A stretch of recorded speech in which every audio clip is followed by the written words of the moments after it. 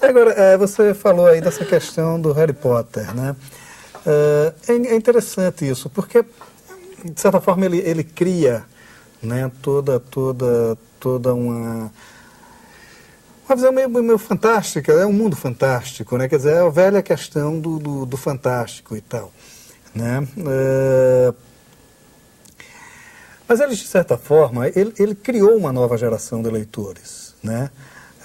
Para o bem ou para o mal, não sei, mas enfim, ela criou uma geração de leitores, né? E de leitores, de certa forma, abnegados, né? Porque são volumes alentados. Né? Quer dizer, eu lembro que eu fui, sei lá, com meus 13, 14 anos, obrigado a ler o José de Alencar e quase paro de ler qualquer coisa, né? Li o Sertanejo do José de Alencar. Hoje eu leio mas na época era meio barra pesada e tal, enfim. Quer dizer, também esse tipo de programação, esse tipo de programação de leitores, ele acaba, de certa forma, rompendo essa barreira dos 13 anos, né, que chega ali aos 13 anos e para de ler e tal. Quer dizer, é a idade que esse pessoal está lendo Harry Potter, né? Quer dizer, de certa forma, ela acaba não criando essa coisa. Não sei se é a idade, é a idade que o meu filho está lendo. Porque, na verdade, a maior parte dos meninos que lê esse livro é por 17 anos. É 16, 17 anos. 13 anos é, no caso, das crianças mais avançadas, do aletramento materno, que passaram pelo processo. Por quê? Tem as fases, os estágios do Piaget, que, na verdade, eu falo no meu livro sobre isso. Elas são períodos que a criança passa por um processo de desenvolvimento. Então, o sensório motor, ele já é trabalhado no aletramento materno lá, naquela fase inicial, né, do bebê ainda, se descobrindo e tal, as partes do corpo. Depois ele entra no pré-operatório, né, e depois no operatório concreto e depois no operatório formal, que são 4 estágios.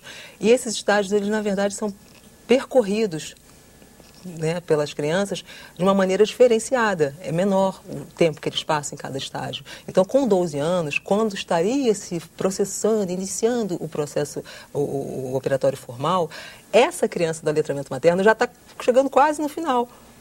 Então, e o que seria dentro do padrão do que a Piaget repete, né, várias vezes, lá em Genebra, da maneira que ele colocou, que ele fez, atingiu aquele resultado. E seria um outro resultado, ele mesmo diz isso, se fosse feito outra coisa.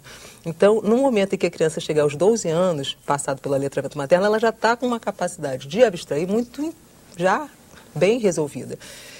E aí tem essa leitura nessa idade. Tá? E também por isso é capaz de construir projetos, ter uma definição. A gente, inclusive, eu enfatizo isso, não avançar os ciclos até essa idade. Porque com 13, 14 anos ele já pode decidir se ele quer ir para o 2º grau ou mesmo ir para uma faculdade, em virtude de já saber o potencial dele e ter noção de que vai encarar adultos. Né? E não é uma diferença naquele período de 7 anos, onde ela está com 5, sabendo ler, e vai para uma turma de 7 anos. Ele não pode, não tem opção, não tem escolha. Ele tem que conviver, ele vai ser agredido, porque ele, na verdade, às vezes ele vai sofrer, porque ele entrou numa série que ele tem uma potencial, mas algumas dificuldades, porque vai pular, aí sim, porque dentro do aprendizado você não pode pular etapas. O que você oferece tem que ser bem sistematizado, organizado, para que aconteça da maneira adequada para a criança. Se isso não for feito, aí começa a trazer problemas. E principalmente nas relações sociais, que você tem que respeitar até 13 anos. Depois de 13 anos, meu filho diz, eu quero ir para a faculdade. Meu filho, vai lá, faz o Enem, faz o que você quiser. Se passar, entra. Aí você tem o direito de fazer o teu percurso sem problemas. E se tiver problemas, vai ter que arcar com as consequências. Agora, de certa forma, esse trabalho, ele acaba preservando, de qualquer forma, aquele sentimento lúdico inicial que se tem com a leitura. Porque eu falo isso o seguinte, de certa forma, o leitor de ficção, ele é impulsionado, sobretudo, pelo sentido lúdico. Pelo menos no meu caso, eu leio por prazer, embora seja meu trabalho, né? Quer dizer, para mim é ótimo, né? Porque eles me pagam para eu me divertir, né? Então para mim está ótimo, né? Agora, quer dizer, esse sentimento lúdico que tem ali na primeira infância, ele não perpassa o resto da vida? Quer dizer, mesmo ele... Porque, é claro, as pessoas têm, às vezes, prazer em resolver questões aritméticas e tal, coisa, tudo bem. mas também esse prazer da leitura ficcional como sentimento lúdico, ele acaba preservando, enfim, como é que funciona isso? Vai depender do perfil de cada um. Porque eu, por exemplo, até gosto de literatura, então gostei durante uma época, talvez porque não tivesse outra opção também, né? Eu tive acesso mais à biblioteca do meu pai, do meu avô, então, enfim. O que eu tinha disponível eu queria traçar, a verdade era essa, eu queria ler. O meu desejo era de leitura porque o tempo que eu tinha não estava fazendo nada, aí vem a coisa da hiperatividade, você tem que estar fazendo alguma coisa. Então uma delas era ler. A beleza, essa coisa lúdica, né, ela é preservada, eu acho que de acordo com a vivência de cada um. Né? No início, na primeira infância, ela vai muito também com as leituras que ela tiver acesso, porque de preferência com ofertas, né, de coisas interessantes. É até problemático, às vezes a gente tem que ter cuidado com o que as crianças estarão lendo. Eu achei até uma época que meu filho estava bebê, meu filho estava com 5 anos, ele já lia, eu estava gestante, então eu lia o livro bem grosso, né? O que fazer pela criança de cérebro lesado.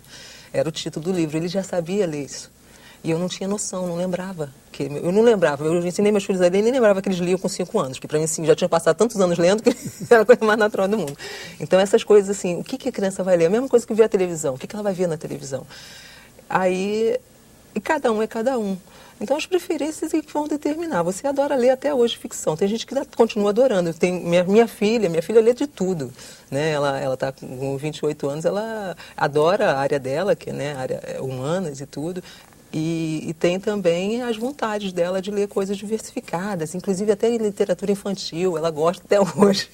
Então tem umas coisas assim que cada um, né, faz o seu percurso.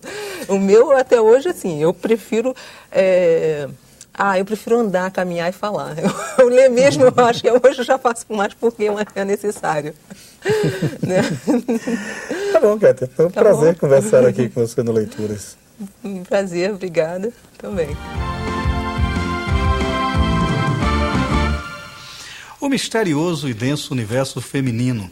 Caso seja feito um estudo apurado, será possível detectar a intensidade com que a literatura se ocupou dele. No entanto, as histórias clássicas quase sempre foram descritas com olhar masculino e, claro, capenga. Não há como discutir. A mulher consegue, obviamente, enxergar com mais verdade seu próprio interior. Isso pode ser visto no romance de estreia da jornalista Eliane Brum, 1-2, lançado pela Leia. O enredo fala do dificílimo relacionamento entre mãe e filha, mas suas discussões vão bem mais além.